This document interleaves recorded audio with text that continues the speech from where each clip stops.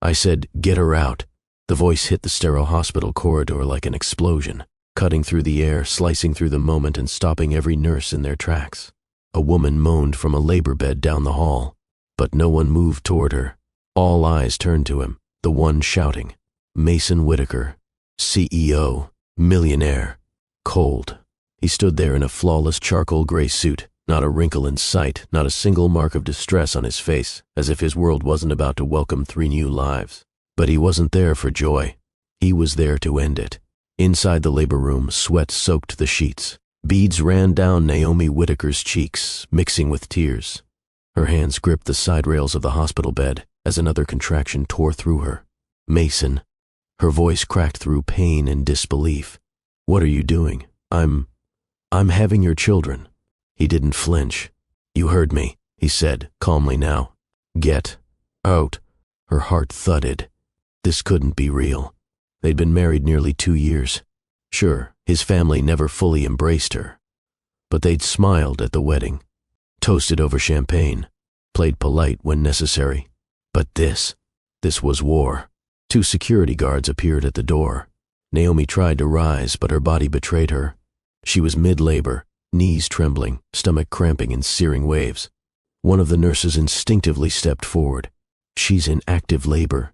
You can't just—" "She's no longer my wife," Mason said, sliding a folder across the nurse's station desk. "The papers are signed, notarized, filed." A beat of silence. Naomi screamed, not from pain this time, but from the sound of everything collapsing. The babies kicked inside her. The machines beeped. And Mason? He turned and walked away. Security didn't touch her. The nurses didn't move her. But emotionally, she was already gone, left behind, dismissed. And he didn't even glance back. "I loved you," she whispered through clenched teeth. Another contraction hit. Her body arched. Her wedding ring slipped off as her fingers swelled. That's when Dr. Weiss entered. Late, clipboard in hand, no eye contact. "What's the status?" he asked, glancing at a monitor instead of the mother. "She's crowning," one nurse said. Dr. Weiss barely looked up. "Patient is uncooperative." The black nurse closest to Naomi stepped in, voice sharp. "She's having triplets." He finally looked at Naomi, then immediately looked away, like her presence offended him. Well, maybe next time, she should consider not having children with a man whose family doesn't want her in the first place. That sentence, it didn't just land, it stabbed. Naomi choked on her own breath, the pain inside her multiplying. The nurse reached for her hand and squeezed gently. "You're not alone," she whispered. But Naomi? She was alone. Her husband had abandoned her. His family had already erased her. The hospital was watching her fall, and no one moved to stop it. Before we begin, I need you to do something that truly helps us create more beautiful stories. Please like this video, drop your thoughts in the comments, and don't forget to subscribe. It tells YouTube this story matters. And today, it really does. So, I've trimmed out all the fluff. Let's get right to the point. This isn't just a story about betrayal. It's a story about being thrown out during labor. And still rising. The delivery room was too quiet. No cheers. No father pacing nervously. No grandmother wiping tears of joy. Just the sound of monitors beeping and Naomi's soft guttural groans as her body bore the weight of a storm only she had to survive. Naomi lay flat on her back, soaked in pain and abandonment. Her curls stuck to her forehead, her nails digging into the side rails as another contraction sliced through her spine. A nurse dabbed her brow. "Almost there, sweetheart. Stay with us." Her eyes opened briefly, bloodshot and full of questions no one would answer. "Is he gone?" she whispered. The nurse didn't lie. Yes. Tears rolled sideways into the pillow. But Naomi didn't wail anymore. The betrayal was already scorched into her bones. She gave one long final push that wrung the air from her lungs. Then came a scream, not hers, a baby's, then another, and another. 3 cries layered into a chaotic melody that should have been beautiful, but sounded like echoes in an empty house. The nurses moved fast, wiping and wrapping. 3 newborns, small but breathing. One girl's cry was high and piercing. The other cooed quietly, eyes blinking like she was still deciding whether to trust the world. The boy? He didn't cry at first, just stared, wide-eyed, His lips puckered in confusion. They brought them to her, one at a time. Naomi looked down at them, her daughters and son. "Nevaeh," she whispered to the first girl, kissing her tiny forehead. "Nyla," she said to the second. And finally, the boy. "Noel." She didn't cry. She smiled, lips trembling, heart breaking, but strong. "They're mine," she murmured. "Just mine." The clerk entered the room 2 hours later. Her tone was neutral, her form clipped to a clipboard. "Father's name?" Naomi didn't blink.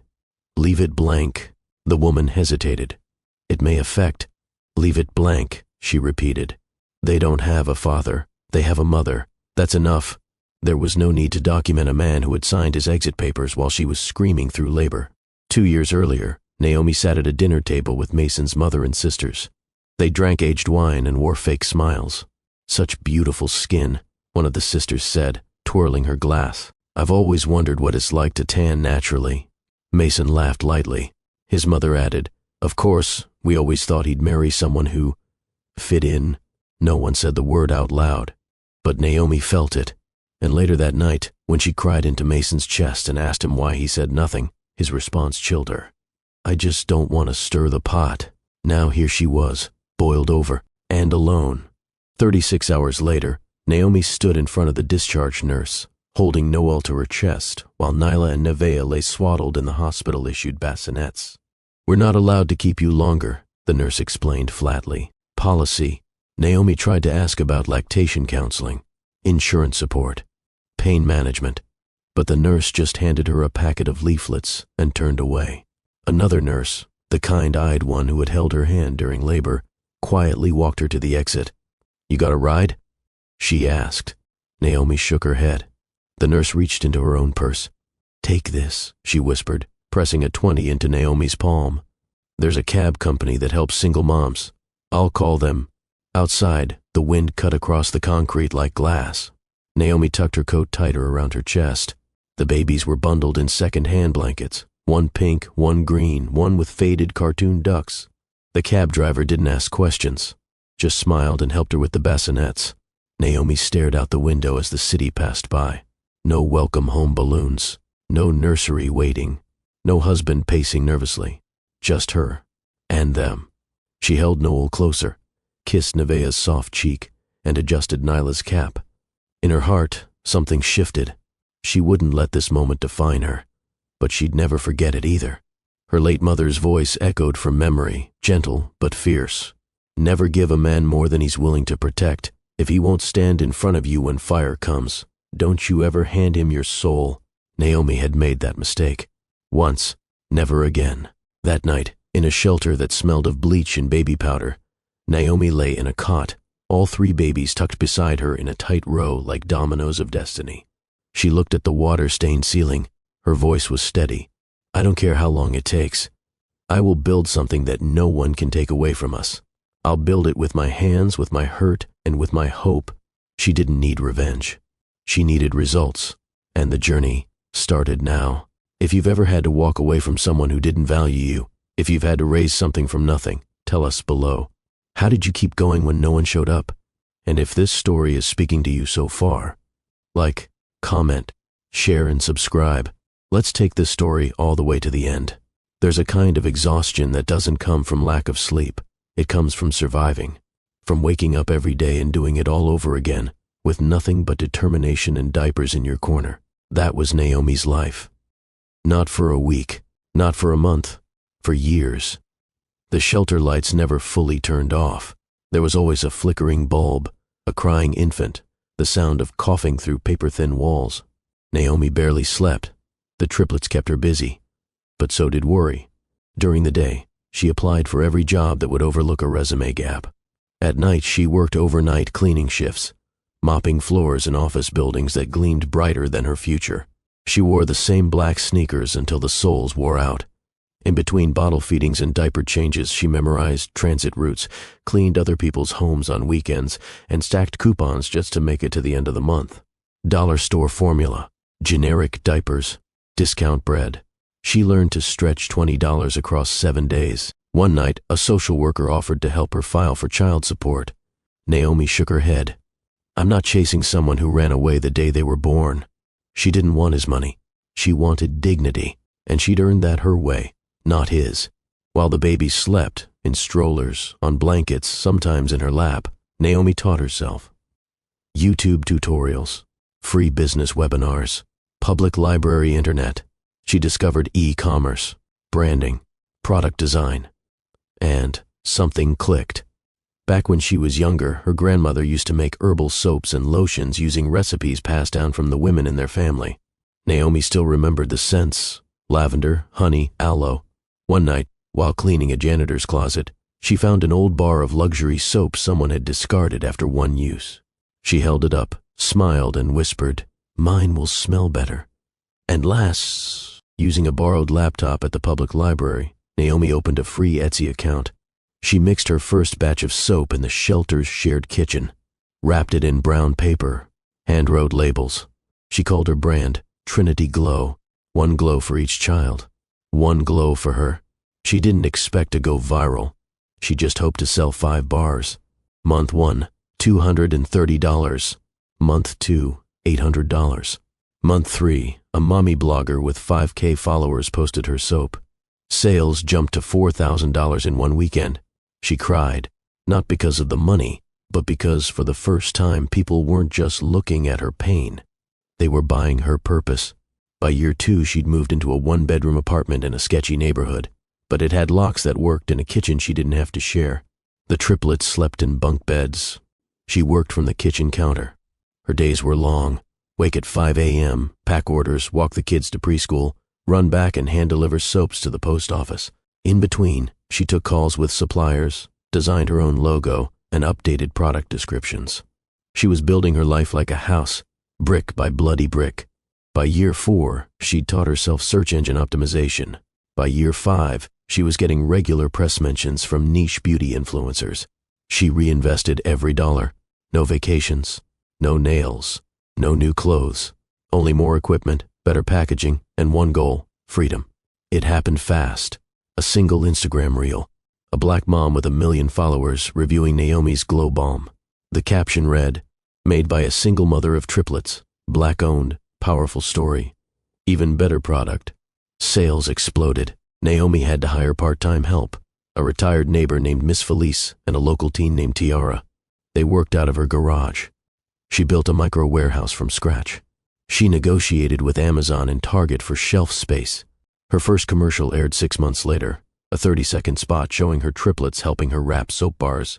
One night as they sat eating spaghetti on paper plates, Nevaeh asked, "Mommy, are we rich now?" Naomi smiled. "We're safe now, baby, and that's better." At a business expo, Naomi gave a keynote speech about turning pain into product. Afterward, as she walked toward her booth, she spotted him, Mason, far off, watching. He didn't approach. She didn't wave. But she stood taller. Because now, the world didn't whisper her name in pity. It shouted her name in praise. At a private dinner celebrating Trinity Glow hitting its first $1 million in revenue, her team raised glasses. One team member toasted to the woman who turned survival into success, who built a brand, raised 3 warriors, and never once folded. Naomi clinked her glass, then looked at her reflection in the champagne flute. This was just the beginning. If you've ever had to hustle with no support, if you've ever built something from scratch while the world doubted you, tell your grind story below. How did you make it through the nights no one saw? And if Naomi's journey is giving you chills, hit that like, comment, and subscribe. She's not done yet, and neither are we. The black SUV pulled up to the front of the opulent ballroom. Velvet ropes, flashbulbs, the kind of night reserved for industry titans and legacy families. Everyone inside was draped in luxury. Diamonds, tuxedos, names that opened doors, but none of them lit up the carpet like her. Naomi stepped out of the vehicle in an emerald green gown that sculpted her figure with elegance and purpose. The slit at her thigh revealed just enough to be bold, but not desperate. Her afro was coiled high and tucked into gold pins that shimmered under the entrance lights. She looked like a queen who didn't need to borrow a crown, and behind her, 3 reasons she never gave up followed: Nevaeh, Nyla, and Noel. 7 years old. Polished, graceful, proud. Cameras turned.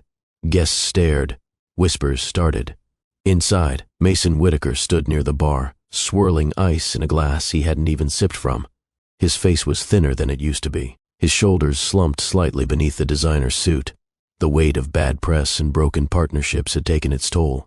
He had only agreed to attend because his publicist said he needed to be seen, needed to remind people he still existed in the corporate space. But nothing prepared him for what he saw next.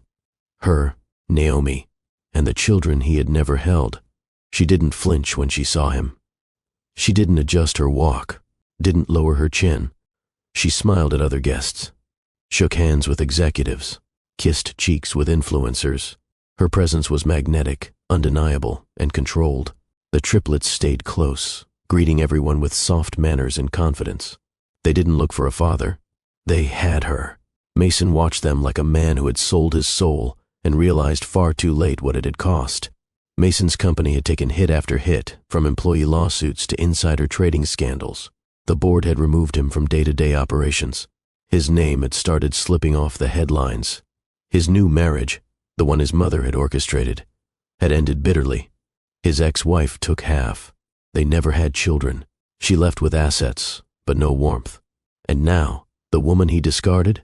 She was flourishing, untethered from his name, yet still glowing in the spotlight he used to own. Later that night, he found a moment to approach her. Naomi was sipping champagne alone near the balcony, watching the city lights. "Naomi," he began. She turned, slowly, unbothered. "Mason," she said, acknowledging him with a neutral nod. I just wanted to say, still letting your mother make your decisions?" She asked casually, eyes never leaving his face. "No, yes, he stammered. "I made a mistake. I miss you. I miss them." She raised a brow. "Them?"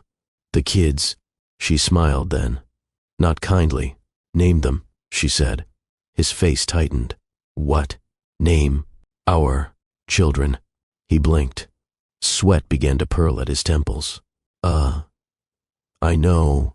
"You don't," she said, finishing his sentence. "You never did. Because you left before you even learned who they were." She placed her glass on the tray of a passing server, turned to him one last time, and spoke softly. "You didn't lose me when you walked out of that hospital. You lost me when you stayed silent at your mother's dinner table." Then she walked away. Her children followed. Mason stood alone, surrounded by people who wouldn't look him in the eye. She didn't need to clap back. She didn't need to scream. She had built a life so loud, silence spoke for her. Naomi had learned how to be strong. She'd learned how to raise children, run a company, navigate a boardroom, and silence a room without raising her voice. But what she hadn't learned was how to be touched, without flinching, how to be desired, without being controlled, how to receive, without owing, until she met him. It was an upscale wellness summit in Santa Monica, a gathering of Black female founders, healers, educators, and investors. Naomi had been invited to speak on the panel, Building Brands from Broken Places. She stood under soft lights, her voice even, her confidence wrapped in elegance. She spoke about postpartum depression, isolation, betrayal, and resilience, all woven through the story of Trinity Glow. When the panel ended, applause filled the room. That's when she saw him, standing near the back, tall, brown-skinned, broad-shouldered in a charcoal-tailored suit. A salt-and-pepper beard hugged his jawline. Kindness radiated from his face, not charm. Later, he approached her slowly. No ego, no performance. "I didn't come to pitch," he said, offering no business card. "I came to listen." They shared tea in the hotel lobby, long after most attendees had left. He was Jalen Carter, an investor who focused on Black-owned businesses run by women. Widowed, a father of 2 grown daughters. He didn't flirt. He asked. He listened. "I heard a woman today," he said, looking into her eyes, "who rebuilt herself out of ashes and somehow made soap that heals people." Naomi smiled. "I needed to heal myself first. The products just followed." He chuckled. "Then they're doing their job." When he walked her to her suite later that evening, he didn't lean in, didn't push, but he paused at her door. "I'd like to see you again, outside of conferences. No pressure, just when you're ready." She hesitated. "You don't want to come in?" He smiled. "I'm not trying to earn my way in. I'm trying to be invited." That made her heart stutter. She turned the key, opened the door. And then, she stepped aside. "Come in," she said. The hotel room was quiet. The lights low, the city humming beyond the balcony. Naomi kicked off her heels. Her fingers trembled slightly. Jalen walked in, but didn't move too close. He gave her space. He looked at her the way no man ever had, like she was something whole, not something surviving. She turned to him. "Do you want me?" He met her eyes. "Yes. But only if you want you, too." That did it. She stepped forward. He reached for her waist, not with hunger, but with reverence. His hands didn't grab. They held. His lips didn't claim. They asked. Naomi reached for her zipper, but Jalen stopped her gently. "Let me," he said. He moved slowly, carefully, as if every inch of her deserved a moment of worship. Her dress pooled around her feet. She stood in front of him, bare and unguarded. He whispered, "You're not broken. You're sacred." She swallowed hard. "I don't know how to." "Relax." He pulled her close, forehead to forehead. "Then don't. Just be here." They moved toward the bed, not in a rush, but with shared understanding. Jalen kissed her shoulders first, her collarbone, the inside of her wrist. Naomi gasped, not from arousal alone, but from safety. This wasn't domination, it was devotion. When he laid her back, he didn't tear through her. He took his time, trailing kisses down her belly, murmuring affirmations into her skin. "You're powerful. You're worthy. You're mine, if you want to be." Her breath caught. Her thighs trembled. Her heart pounded, but not with fear, with freedom. She pulled him closer, wrapped her legs around his waist. Their rhythm built slowly, two bodies learning each other, speaking a language with hips and breath and need. Naomi moaned as he filled her, inch by inch, and her nails pressed into his back. But it wasn't about control or proving anything. It was about feeling everything. She let herself cry, not from sadness, but from release. Years of rejection, silencing, abandonment, all flushed out through one night of being seen and held. Afterward, she lay sprawled across his chest. His fingers traced soft lines across her spine. Jalen kissed the top of her head and whispered, "You're more than a phoenix." She looked up, dazed. He smiled. "You're fire itself." She chuckled through tears. "You always say things like that." "No, only when I mean it." Naomi didn't wake up wondering if she had made a mistake. She woke up lighter, not because Jalen fixed anything, but because he didn't try to. He'd simply held space for her to remember who she was before the world tried to bury her. They had breakfast. They laughed. They didn't make promises, but when he left, he turned at the door. "Let me know when you want more than one night." She nodded, because deep down, she knew she would. Naomi sat in her office, sunlight pouring through the blinds, her laptop open to sales data. Her phone buzzed. "Jalen, just wanted you to know, you looked like poetry, and you felt like freedom." She stared at the screen for a long time before replying. "Naomi, and you felt like home." It started with a card. No return address, no signature. Just a simple, embossed envelope that read, "For the mother of my children." Naomi almost didn't open it, but curiosity won. Inside, a handwritten note in familiar cursive. "I know I failed you. Please let me try to make it right. She rolled her eyes, folded the card, dropped it in the trash. First came his lawyers, polite emails requesting visitation, a mediator to explore options, documents carefully worded to sound reasonable. Then came the flowers, hundreds of them, every shade of white, delivered to her office 3 days in a row. Staff joked about secret admirers. Naomi didn't find it funny. Next came the money, a donation to her foundation, a check so large the bank called to verify it. She tore it up, deposited nothing. Mason wasn't trying to heal. He was trying to buy his way back into a life he didn't deserve. It was a corporate summit in Atlanta. Naomi had been invited as a keynote speaker. She was exiting the hall when he appeared, blocking her path near the escalators. "Naomi, wait, please." She froze. "Mason," she said, tone unreadable. "You've had years to talk. Why now?" "I've been thinking about everything, what I did, what I allowed. I want to fix it." She narrowed her gaze. "Fix what? Your image or your guilt?" He stepped closer. "I want to be in their life. I'm their father." Her face stayed still. "You're their donor." "That's not fair." "No." What you did wasn't fair. I made a mistake. I believed my family. I thought they were right. You didn't believe anything. You chose comfort. You let your mother's opinion outweigh your vows. And when I was in labor, you walked out. I panicked. You processed divorce paperwork while I was pushing your children into this world. That's not panic. That's cruelty." He faltered. "I want to know them," he said quietly. "Please, you want to know them? Then know this. They don't ask about you. They don't need anything from you. They have structure. They have joy. They have a mother who never left. But I can give them security." She cut him off. "They already have that, and it didn't come from your bloodline." He tried again. "Can I see them? Talk to them?" Naomi's eyes were sharp. "You're not entitled to what you abandoned. This is not about your feelings. It's about their peace, and I won't let you disturb it." 2 weeks later, a court summons arrived. Mason had filed for visitation rights. Naomi met her lawyer with her arms folded, her eyes tired but firm. "I'm not scared of him," she said. "I just don't want my children confused by someone who left when it counted most." The day of the hearing, Naomi walked in wearing a sleek navy pantsuit. Her presence was calm. Jalen sat quietly in the gallery behind her, offering silent support. Mason stood at the opposite bench, fidgeting with his cuffs. The judge, a stern woman with gray-streaked hair, reviewed the file, then peered over her glasses. "You claim to want involvement now, Mr. Whitaker," she said.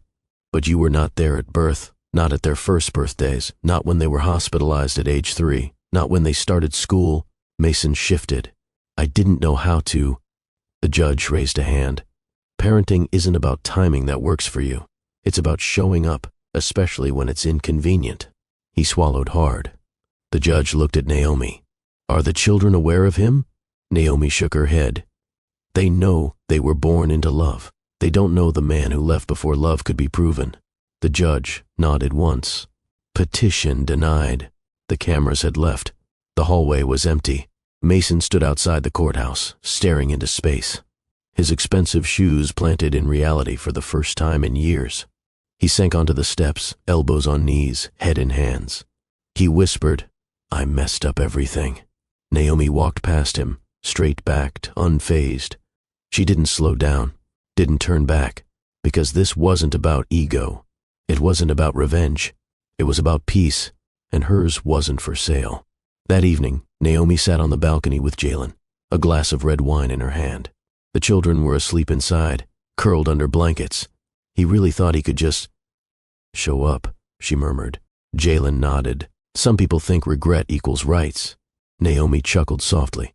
"I don't hate him. I just don't owe him access." Jalen leaned closer. "And that's what makes you powerful. Sometimes the bravest thing you can do is say no, even when someone comes back begging. Has someone ever tried to re-enter your life after walking out on you? Drop your stories in the comments. And if you're rooting for Naomi's strength, tap that like button. Hit subscribe. And keep watching. Her story's far from over. Some victories are quiet, whispered in prayers and pressed between hard days. Others, they deserve champagne, confetti, cameras, and the thunder of applause. This was the latter. The ballroom glittered with gold accents, soft jazz humming in the background. Industry leaders, venture capitalists, celebrity influencers, all gathered to celebrate Trinity Glow being valued at $40 million. And at the center of it all stood Naomi Carter. Yes, Carter. She'd taken Jalen's name after their private ceremony a few months earlier, not out of tradition, but out of respect, out of love that was earned, not expected. She wore a floor-length white jumpsuit with a structured cape, symbolizing power and grace. Her afro puffed out in a halo behind her, and her smile? It could have lit every chandelier in the room. She stepped up to the mic, applause already echoing. Behind her stood her 3 children, Nevaeh in a glittering purple dress, Nyla in gold, and Noel in a tiny tailored suit holding cue cards that said love, build, lead. Jalen stood a few feet back, hands in his pockets, pride written all over him. Naomi adjusted the mic. "I don't do this often," she began. "Speak in public like this. But today isn't just about money, or growth, or headlines." She paused. "It's about memory. Because I remember when I gave birth alone. I remember being told I wasn't enough. Not good enough, not light enough, not worthy enough." The room fell silent. She continued. I remember being thrown out during labor because I didn't come from the right family, because my skin wasn't the right tone. I remember asking for help and hearing a door slam instead. She looked out into the crowd. But I also remember something else. I remember swearing with blood still on my hands that if I made it out, if I survived, I'd never let my babies feel unworthy a single day of their lives. Her voice didn't shake. I didn't build Trinity Glow to get revenge. I built it to give women like me a mirror so they can see their beauty, their power, their future every single day. Applause erupted. Nevaeh clapped. Nyla beamed. Noel lifted his sign high. Toward the back of the room, a figure lingered near the shadows, tuxedo crisp but soul unraveled. Mason. He had come alone. No entourage. No press. Just a man hoping to catch a glimpse of the woman who had become everything he refused to believe she could be. Naomi spotted him. She didn't flinch. She didn't pause. Instead, she turned back to the mic. "You know what I love most about this moment?" she asked the crowd.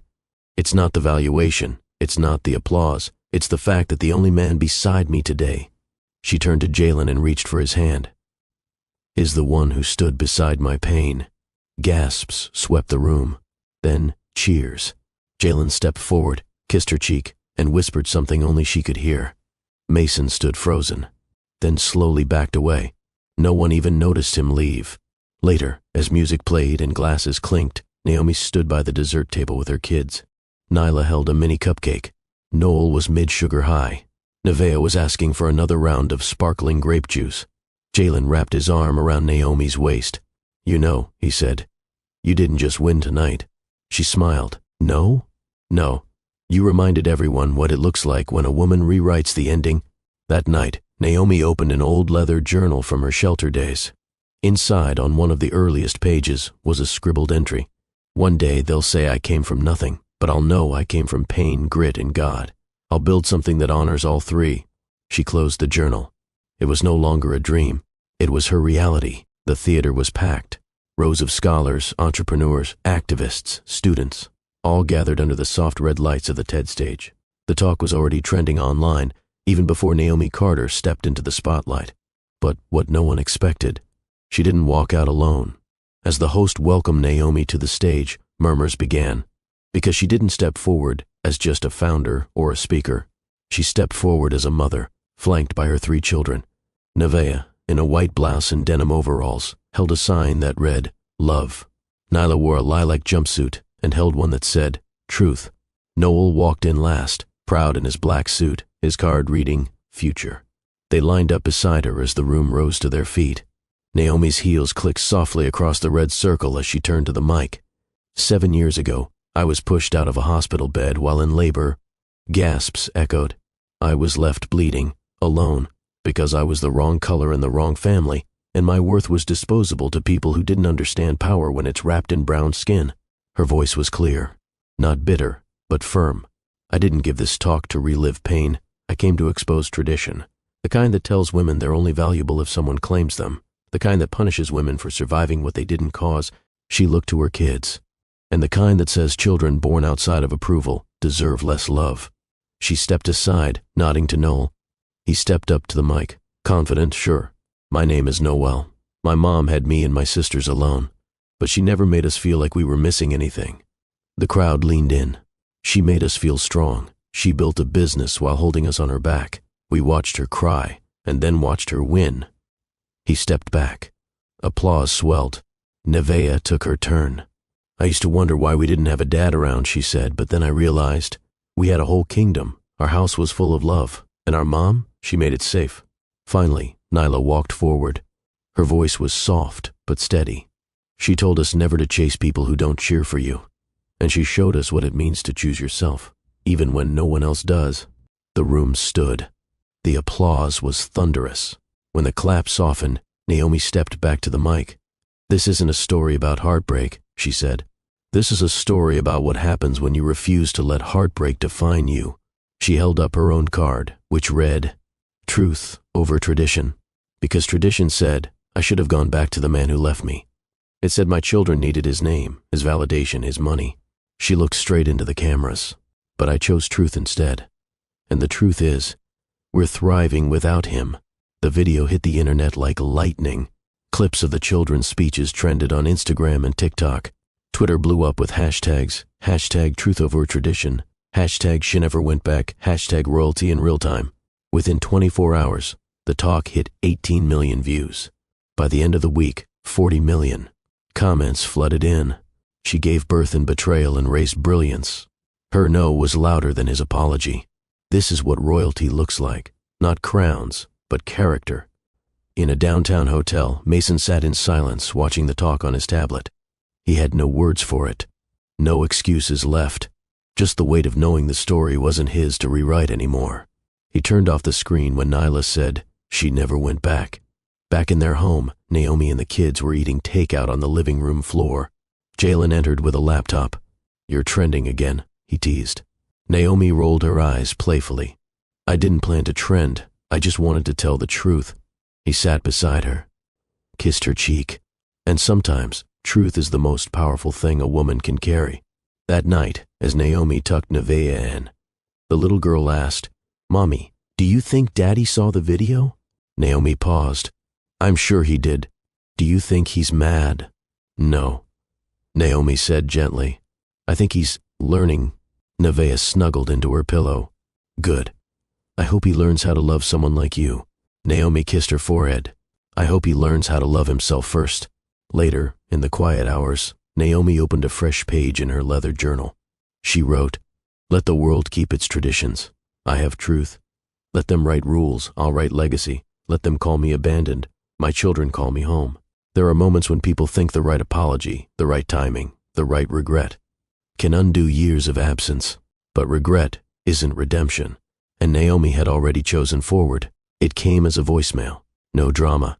Just a quiet, tired voice. "Naomi, I saw the TED Talk.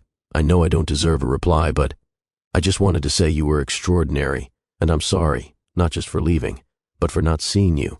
You built everything I never had the courage to imagine. I hope maybe someday I could just talk to them. Just once." Naomi listened to the full message, then deleted it. She didn't need closure from a man who closed the door himself. A week later, Naomi took the kids for a walk in the botanical gardens. Spring was in bloom. Her heart was light. Then she saw him, standing near the koi pond alone, holding a small teddy bear. Noel froze. "Is that—" "Yes," Naomi said softly. Mason walked toward them. "I'm not here to cause problems," he said. I saw the video, and I couldn't stay away." Naomi stepped in front of the children. "They don't know you," she said, "and they don't need introductions in a park." Mason's voice cracked. They're mine. They're mine." Her voice was calm, but steel. "I carried them when you walked away. I raised them through tears you didn't witness. They're not your redemption story." Noel peeked from behind her, confused but not afraid. Mason looked at him. "That's my son." Naomi stepped between them again. "Then you should have protected his mother." He broke, shoulders hunched, eyes wet. "I just wanted one chance." Naomi didn't yell. She simply said, "I already gave you one, and you cashed it out the day you walked away in that hospital." She turned, took her children's hands. They walked away without looking back. That evening, Naomi sat on the backyard swing with Jalen. The kids were inside baking cookies with Tiara. Fireflies buzzed around them. The sky glowed in deep orange. "I saw him," she said. "I figured he was broken." Jalen nodded. People usually are when they realize what they threw away. Naomi leaned into his side. "I didn't need him to hurt," she whispered. "I just needed him to stay gone." Jalen took a small box from his jacket pocket and opened it. No flash, no kneeling. Inside was a delicate gold ring with a single oval diamond, hugged by two smaller stones on each side. One for Nevaeh, one for Nyla, one for Noel. He didn't give a speech, just said, "Would you let me stay, not to fix you, but to keep walking beside you?" Naomi stared at the ring, then looked at his face. She nodded, and for the first time in her life, the yes didn't cost her anything. Later that night, Naomi called them into the living room. "Guys," she began gently, "Jalen asked me something important tonight. He asked if we could be a family, the four of us, and I said yes." Nyla grinned instantly. "Does that mean we can call him Dad?" Naomi looked to Jalen, who smiled. "That's up to you," he said. I'll answer to whatever feels right. Noel walked over and hugged his leg. Can I call you Coach? Jalen laughed. That's a yes. Nevaeh wrapped her arms around Naomi's waist. Are you happy, Mommy? Naomi pulled them all into a hug. I'm finally free. That night, she stood on the porch alone for a moment. Stars overhead. Crickets humming. In her hand, the ring sparkled faintly. She didn't need a public wedding. She didn't need applause. She just needed this peace, this soft, unbothered ending to a storm that tried to break her. She thought of Mason, of that hospital room, of her children's first cries and her own heartbreak. And then she thought of now. Love without apology, a future without fear, a man who held her, not just her pain. Real love doesn't beg. It shows up. It stays. It builds, not because it needs to prove something, but because it wants to protect something sacred. Have you ever found a love that chose you, not just once, but every single day? Let's talk in the comments. And if Naomi's journey made you believe again, hit that like, comment, and subscribe, because the story's not over. The triumph is still coming. The ocean breeze wrapped around them like silk as Naomi stood barefoot on the sun-warmed deck of a private beachfront villa. The sound of children laughing mixed with the rush of waves. The sky overhead was an endless canvas of gold and lavender. This wasn't a vacation. This was her life now. And she'd built it from broken pieces no one else thought were worth keeping.